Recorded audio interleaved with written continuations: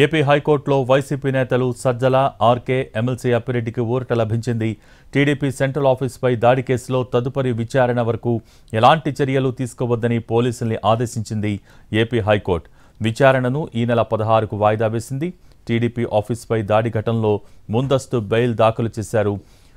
YCP నేతలు దీనిపై విచారణ జరిపిన ధర్మాసనం ఎలాంటి చర్యలు తీసుకోవద్దని తెలిపింది.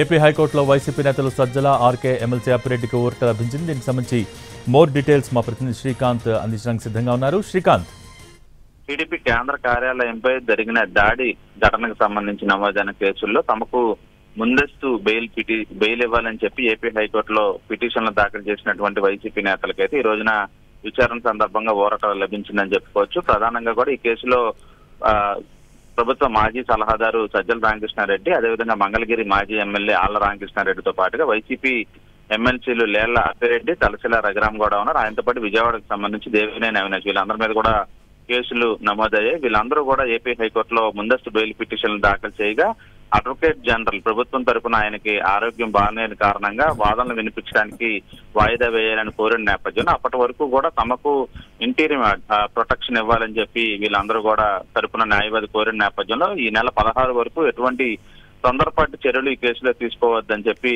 న్యాయమూర్తి ఆదేశాలు ఇచ్చారు. అదేవిధంగా చంద్రబాబు నివాసంపై దాడికి ప్రయత్నించినటువంటి ఘటనకు సంబంధించి నమోదైన కేసులో మాజీ మంత్రి జోగి రమేష్ కూడా తనకు ముందస్తు బెయిల్ ఇవ్వాలని కూడా హైకోర్టులో బెయిల్ పిటిషన్ దాఖలు చేసిన నేపథ్యంలో దానికి సంబంధించి కూడా అడ్వకేట్ జనరలే వాదనలు వినిపిస్తారని కూడా ప్రభుత్వం తరఫున చెప్పిన నేపథ్యంలో ఆయనకు కూడా ఈ నెల 16 వరకు ఎటువంటి చర్యలు తీసుకోవద్దు ఆయనపై అని కూడా న్యాయస్థానం ఆదేశాలు ఇచ్చింది. తదుపరి విచారణ ఈ నెల 16కు వాయిదా వేసింది. Thank you Srikanth.